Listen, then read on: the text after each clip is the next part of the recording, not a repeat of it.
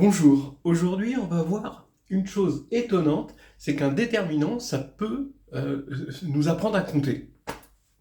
On savait que le déterminant était doué de plein de possibilités, mais son utilité dans la combinatoire, elle est moins connue quand même.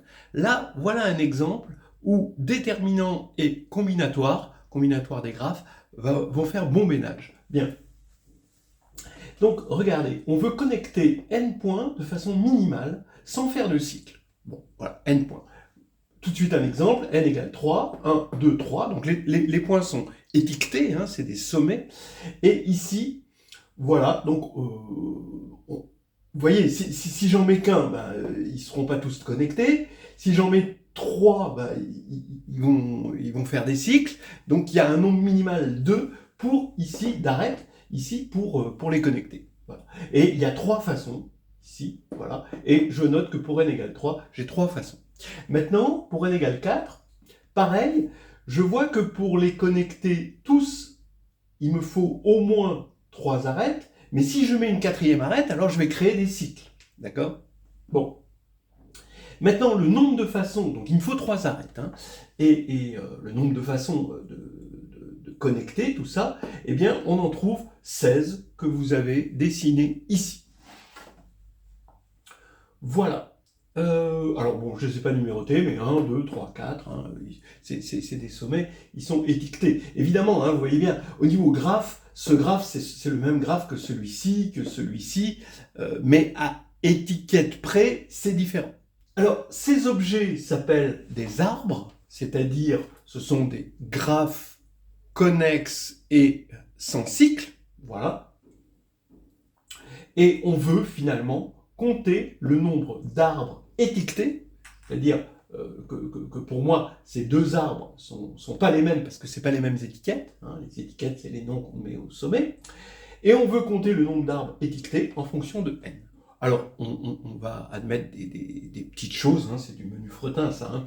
Si on doit joindre n sommets avec a arête, ben avec a supérieur ou égal à n, il y aura forcément un cycle. Donc, on n'en veut pas. Voilà. D'accord? Si ici je mets 3 arêtes, si ici je mets 4 arêtes, il y aura forcément un cycle.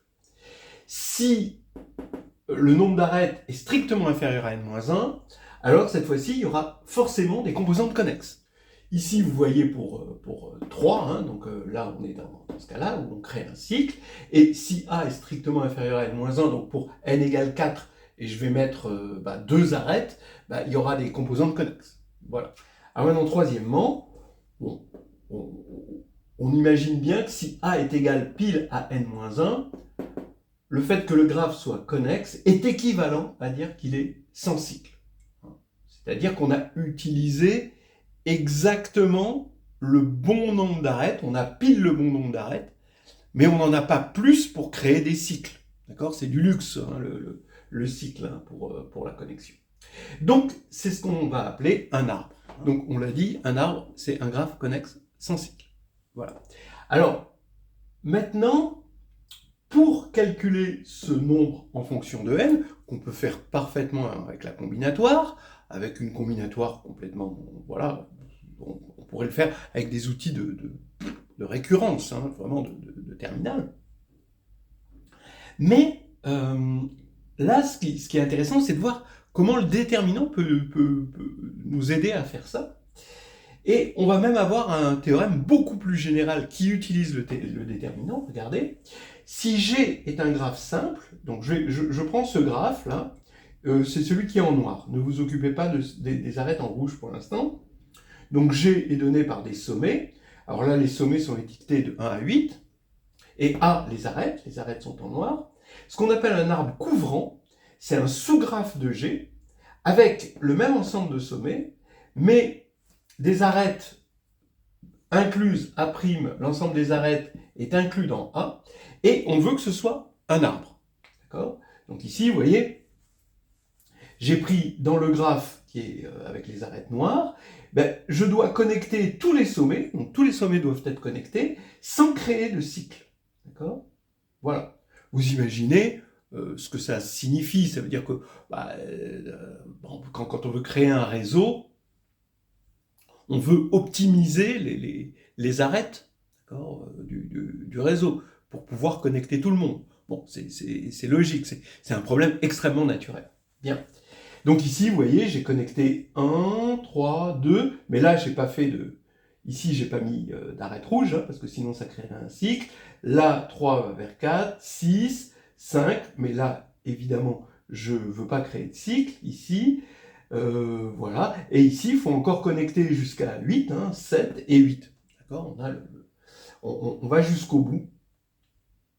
Voilà. Donc, ce problème-là, je vais le remplacer par un problème plus fort, hein, le problème des arbres couvrants, ici, puisque c'est ça un arbre couvrant, c'est l'arbre en rouge.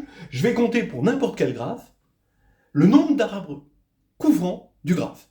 Ça, c'est extrêmement fort. Voilà. Et le problème initial, donc le problème ici, ça revient à compter les arbres couvrants de ce qu'on appelle le graphe complet. Donc vous prenez par exemple n égale 4 ici.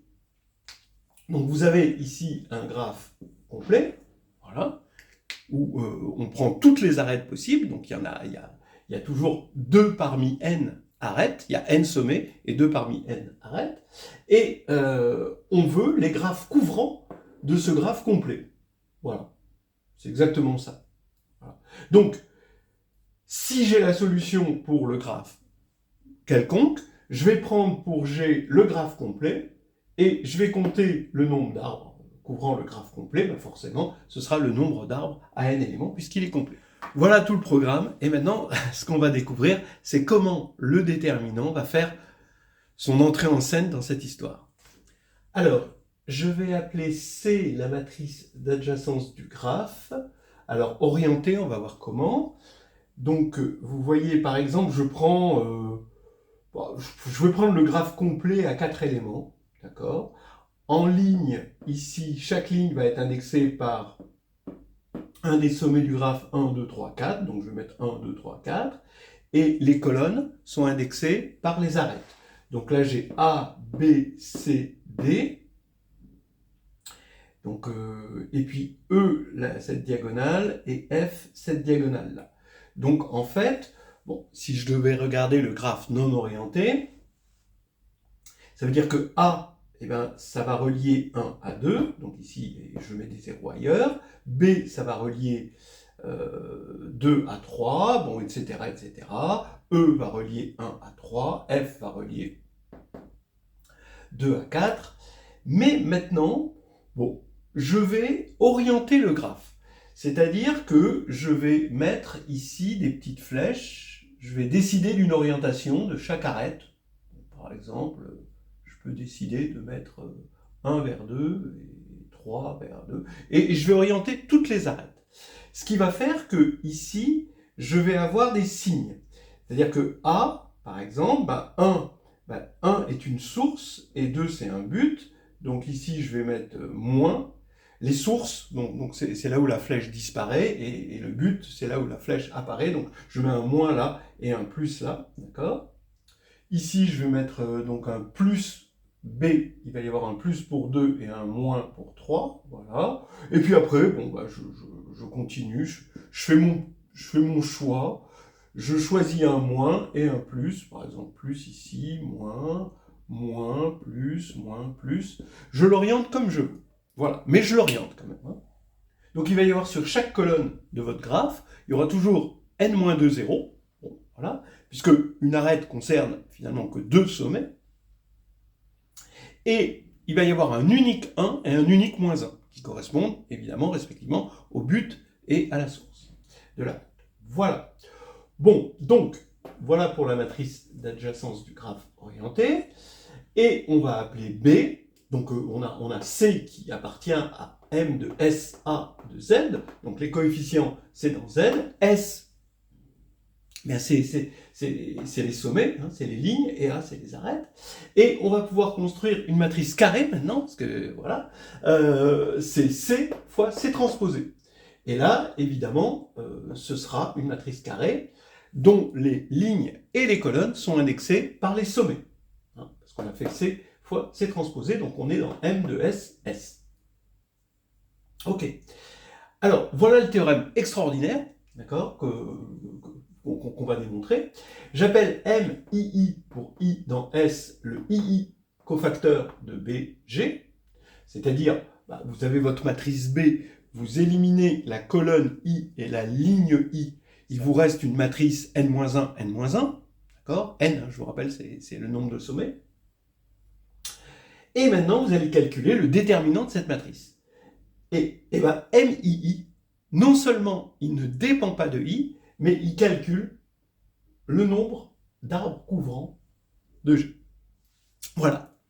Comme quoi, un déterminant, ça sert aussi à faire de la combinatoire.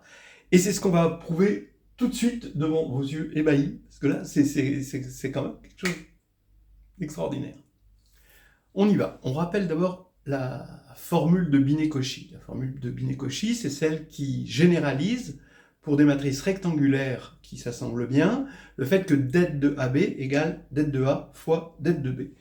Ici, quand on a des matrices qui sont rectangulaires mais qui s'assemblent bien, donc ici, qu'est-ce que j'appelle qui s'assemblent bien? C'est-à-dire que A appartient à M de NM et B appartient à M de MN. Donc, effectivement, quand on va multiplier A par B, ça va nous donner...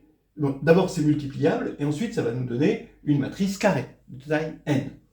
Bon, je vais supposer que n est inférieur ou égal à m pour pas dire des trivialités, mais ça marche aussi dans l'autre cas, hein, mais ça devient 0. Bon, parce que si n est strictement supérieur à m, eh bien, la matrice AB va être de rang... va être dégénérée, parce qu'elle va être de rang forcément inférieur ou égal à m, donc strictement inférieur à n, et donc le déterminant va être 0. Et donc je ne regarde pas ce cas-là, et il serait inutile. Donc ici, je dis que le déterminant de A fois B, qui a un sens, hein, évidemment, eh bien, on ne peut plus dire que c'est le déterminant de A fois le déterminant de B, puisque ça n'a pas de sens, mais c'est le déterminant de AK fois le déterminant de BK pour tous les choix de K, colonne ici, que l'on reporte en même choix, ici c'est le même K, ici et ici, de ligne pour B. Donc on va faire un choix, il y aura n parmi m choix de colonne ici, et on va reporter exactement le même choix qu'on a fait. Si ici on a fait le choix de 4, 6, ici on fera le choix de 4, 6 pour ici. Et donc on va obtenir une matrice carrée, puisque on en a choisi n, et que là il y a n lignes, donc on va prendre toutes les lignes de A, et la matrice carrée extraite, hein, avec les n colonnes choisies, et pareil pour B, mais sauf que ça va être les n lignes qui ont été choisies déjà précédemment, et on prend toutes les colonnes de B. Voilà. Et ça va nous donner des matrices effectivement carrées, et on fait la somme pour tout ça. Voilà, donc c'est une somme à n parmi m telle. Voilà. Ok, bon, donc ça a déjà été fait, si vous voulez une preuve, vous pouvez regarder sur une vidéo précédente qui va s'afficher ici. Bon, maintenant, on va prouver notre théorème. MII, c'est quoi? C'est le déterminant d'une matrice. Mais c'est le déterminant d'une matrice, on va dire, BI, d'accord, à laquelle on a enlevé la IM ligne, la IM colonne. Mais finalement, si j'enlève ici la IM ligne de CI, qui correspond finalement au sommet I, je l'enlève, et que je fais CI ici, transposé, je vais avoir évidemment BI égale CI, CI transposé. Donc maintenant, j'ai cette matrice CI. C'est pas tout à fait la matrice d'un graphe, puisque c'est un graphe auquel on a enlevé un sommet. Donc, comme le graphe est connexe, on a des arêtes orphelines, forcément. C'est-à-dire des arêtes qui vont avoir peut-être un sommet, mais pas de source. Hein, voilà. Ou l'inverse.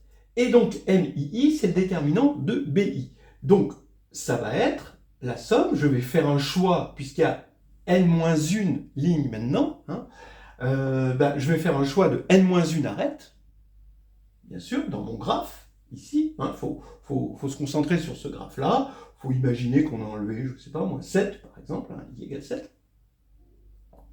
Et on va appliquer Binet-Cauchy. Donc on fait ce choix de n-1 arête. Pour ce choix-là, on va avoir le déterminant de m et le déterminant de m transposé, évidemment. Voilà.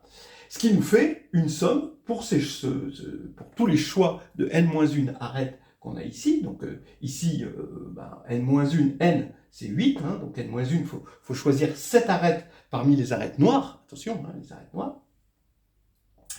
Et on va avoir donc une somme de det de m au carré.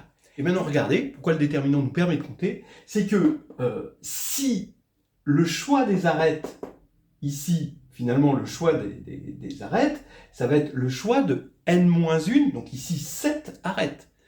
Donc exactement ce qu'il faut pour faire un arbre couvrant, éventuellement, ou pas, d'accord? Parce qu'on peut créer des cycles, ou on peut créer des composantes connexes. Bon. Sinon, on a des arbres couvrants. Eh bien, il se trouve que si on a un arbre couvrant, si le choix des n-1 arêtes correspond à un arbre couvrant, alors le déterminant de m va être égal à plus ou moins 1. Et si ce n'est pas un arbre couvrant, alors le déterminant de m va être égal à 0. Et comme on met au carré, ça veut dire que NII, c'est exactement le nombre d'arbres couvrants qui va recouvrir ce graphe-là. C'est magnifique. C'est ce qu'on va prouver là maintenant. On va d'abord regarder le cas où le déterminant est égal à 0, et ensuite le cas des arbres couvrants. Alors d'abord, 1. Si m est tel que i, donc le m correspond au choix de n-1 arête. Hein, donc, si on est dans le cas d'un choix où i n'appartient pas aux arêtes choisies. Donc par exemple, ici, si j'ai choisi i égale 7, d'accord, donc le choix d'arête, donc je vous rappelle qu'il faut choisir 7 arêtes, 7 parce que c'est 8 moins 1, hein, c'est n-1. Donc ça veut dire que je ne peux pas prendre ces arêtes-là, voilà. Combien il m'en reste? 1, 2, 3, 4, 5, 6, 7, donc pile 7, nickel. Remarquez que je n'aurais pas pu prendre 6, hein, parce que 6, il part 3 arêtes de 6. Donc ici on a ça, voilà. Donc on a un arbre. Eh bien, vous voyez ce qui se passe. En fait, M, c'est juste le graphe d'incidence d'un sous-graphe, d'accord, où j'ai enlevé 7. D'accord? Et c'est cohérent, puisque là, il n'y a pas d'arête orpheline, puisque I n'appartient pas aux arêtes choisies. Donc il n'y a pas d'arête orpheline. Qu'est-ce que c'est mon graphe? Eh bien, c'est le graphe ici à 7 éléments. Ici, on a les 7 sommets, et là, on a une composante connexe. Donc vous voyez qu'on a à la fois des cycles et une composante connexe. Mais bref, ce qui est important, c'est que M ici, c'est le graphe d'incidence d'un sous-graphe. Et dans un sous-graphe, on a dit tout à l'heure qu'il y avait toujours, ça veut dire qu'il y a une cohérence, chaque colonne possède un 1, un moins 1, et le reste c'est des zéros. Ce qui veut dire que la somme des lignes est toujours nulle. Et si la somme des lignes est toujours nulle, ça veut dire que le déterminant est nul, puisque les lignes sont liées. Voilà. Bien, donc le déterminant est nul dans ce cas-là. Bingo. D'accord? Maintenant, 2A. On va supposer que I appartient à une arête, mais que pourtant, ce n'est pas un arbre couvrant de G. Donc maintenant, je ne peux plus dire qu'en enlevant I, je vais obtenir un graphe. D'accord? Mais par contre, en gardant I, et en regardant AM, là ici j'ai N sommets, là j'en ai choisi N-1, donc ici je vais avoir un graphe, de toute façon, mais étant donné que ce n'est pas un arbre couvrant, il va posséder une composante connexe, forcément. D'accord? C'est ce qu'on avait dit, c'est le petit 3 de ce qu'on avait dit tout à l'heure. Ici, il y a exactement n sommets, ici, il y a exactement n-1 arête. Donc forcément, on va avoir des composantes connexes. Donc, on va regarder une composante connexe telle que I n'appartient pas à cette composante connexe. Puisqu'il y en a plusieurs, il y en a au moins 2, il y en a une où I n'appartient pas. Donc, ça veut dire quoi d'avoir une composante connexe? D'avoir plusieurs composantes connexes? Les composantes connexes, ça va se voir par des composantes diagonales par bloc, et où on va avoir ces sous-graphes. On peut, on va dire, permuter ici les lignes de sorte et les colonnes, de sorte à voir hein, apparaître des composantes connexes comme ceci, hein, c'est-à-dire on va avoir des zéros là, il n'y aura pas de connexion entre des éléments là et des éléments là. Et évidemment, on va dire que I appartient à, par exemple, cette composante connexe quand on rajoute I, et I n'appartient pas à cette composante connexe. Donc quand on va supprimer la ligne de I, on va quand même avoir cette composante connexe là. Ce qui veut dire qu'on a un sous-graphe, un vrai sous-graphe. Et donc encore une fois, comme tout à l'heure, comme on a un sous-graphe, la somme des lignes est égale à 0. Donc le déterminant va être nul parce qu'on a un bloc diagonal de déterminant nul. Voilà. Donc maintenant, il n'y a plus qu'à faire le cas où on a un arbre couvrant. Si on a un arbre couvrant, on n'est pas dans le cas 1. Pourquoi? Parce que si on est dans le cas 1, I va appartenir forcément à une arête, hein, puisque c'est la définition d'un arbre couvrant, que ça couvre tout. Donc on est dans le cas 2. Et donc on va voir que dans ce cas-là, le déterminant de M est égal à plus ou moins 1, et on aura terminé. Donc maintenant, regardez, le 2b, M va correspondre à un arbre couvrant, donc là on pense à cet arbre-là. Alors dans ce cas-là, on peut ordonner les sommets tels que M est triangulaire inférieur, avec des plus ou moins 1 sur la diagonale. Donc M va être une matrice carrée, hein, d'accord, et on va avoir sur cette matrice des plus ou moins 1 sur la diagonale, et ça va être triangulaire inférieur, donc ça veut dire que le déterminant de M va être égal à plus ou moins 1, donc au carré ça va faire 1, et on aura terminé. Voilà, donc on va ordonner, bon, on sait que ça ne change pas finalement le déterminant au signe près d'ordonner les lignes, donc regardons là sur un exemple, hein. Donc là je vais prendre bon, I égale 6 par exemple, d'accord, je pars de cet arbre qui est en rouge, c'est un arbre couvrant du graphe de départ, et je vais prendre les objets finalement les plus extrémaux, hein, de l'arbre à partir de 6. C'est-à-dire que ici j'ai 6, bon, il n'est pas extrémal, j'aurais pu le prendre extrémal, vous pouvez regarder ce cas à part, c'est pas difficile, mais ici par exemple je vais partir de 4. Donc 4 ça va être un point extrémal de l'arbre. Maintenant, une fois que j'ai pris 4, j'ai enlevé 4, il va me rester comme extrémal 1, d'accord, et 2 aussi. Ensuite, je vais prendre 3, d'accord, parce qu'après, voilà, maintenant mon extrémal c'est 3. Une fois là, je prends 5, par exemple, et ensuite je prends 8, 7. Alors évidemment, hein, je ne suis pas obligé de prendre cet ordre-là, j'aurais pu choisir 8 en premier, 5, voilà. Mais par rapport à cet arbre-là, voilà un ordre, 4, 1, 2, 3, 5, 8, 7, pour I égale 6, et là, on va avoir une matrice, quand on ordonne comme ça, on va avoir une matrice triangulaire inférieure, parce que vous partez de cette arête, les colonnes sont indexées, les colonnes de M sont indexées par les arêtes, vous partez de cette arête, vous allez aussi ordonner les arêtes évidemment, vous partez de cette arête là, et il va y avoir 4 et 3, donc ça va être inférieur, vous voyez. Ensuite vous avez 1, vous aurez 1 et 3, donc vous n'avez rien de supérieur, parce que vous avez éliminé les arêtes avec 4, parce que vous avez près 2, pareil, vous avez 2 et 3. 3 maintenant, vous avez l'arête 3 et 6. Je vous rappelle que l'arête 3, 6, même si 6 a disparu, l'arête 3, 6, elle est toujours là. Hein, c'est pas la matrice d'incidence d'un graphe. Hein. C'est une sous-matrice d'une matrice incidente.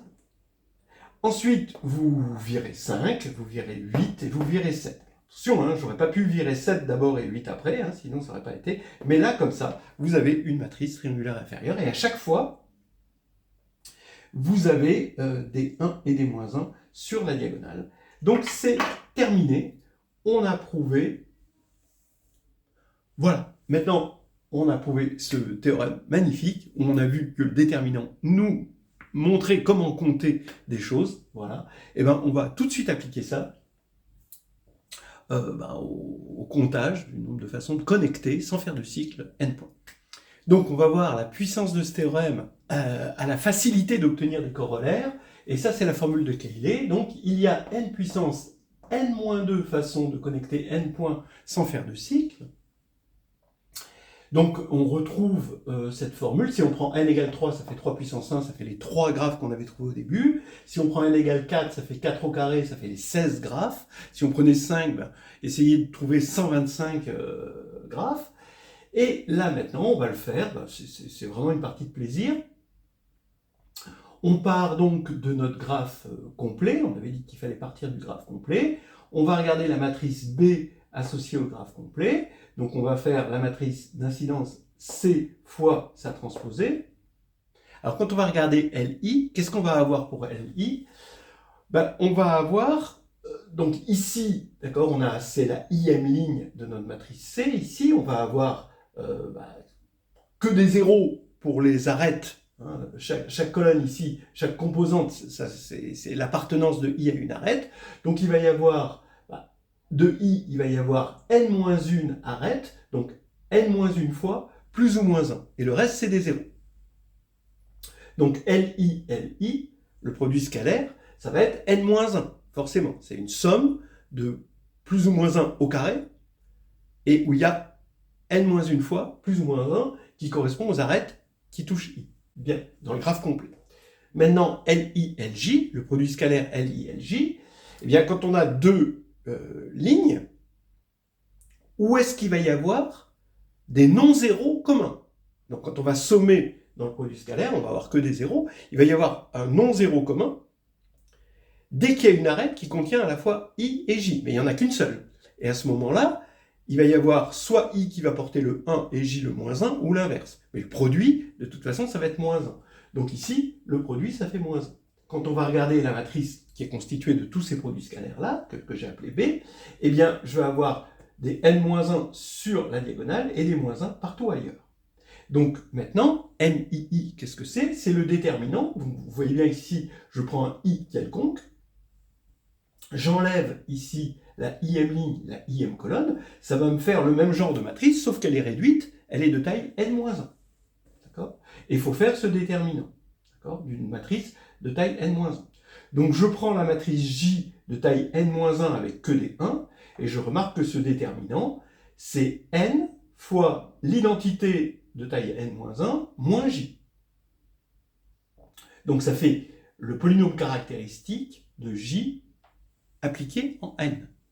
Mais le polynôme caractéristique de J, regardez J, vous la connaissez bien, hein, elle est de rang 1, d'accord? Donc ça veut dire que 0 va être de multiplicité géométrique n-1, et en fait l'autre racine, c'est la trace, c'est n-1, d'accord? La trace, puisqu'on a n-1 fois 1. Donc on a n-1 qui va être une valeur propre, et 0 avec une multiplicité n-2. Ce qui va faire que le polynôme caractéristique, c'est x puissance n-2, facteur de x moins n plus 1. Il faut que j'applique ça en n, ça fait n puissance n-2, n moins n plus 1, donc n puissance n-2, c'est exactement la formule de Cayley. Voilà, on a trouvé ça. C'est une belle application du déterminant qui doit forcément être en lien. Je ne sais pas comment, si quelqu'un pouvait trouver ça et me le dire, mais en lien avec le lemme de Gessel-Bienno. Ça sent le lemme de Gessel-Bienno à plein nez. Mais oui, j'aimerais bien savoir comment. J'ai pas encore réfléchi, c'est juste une intuition comme ça. Voilà, en tout cas, on va s'arrêter là.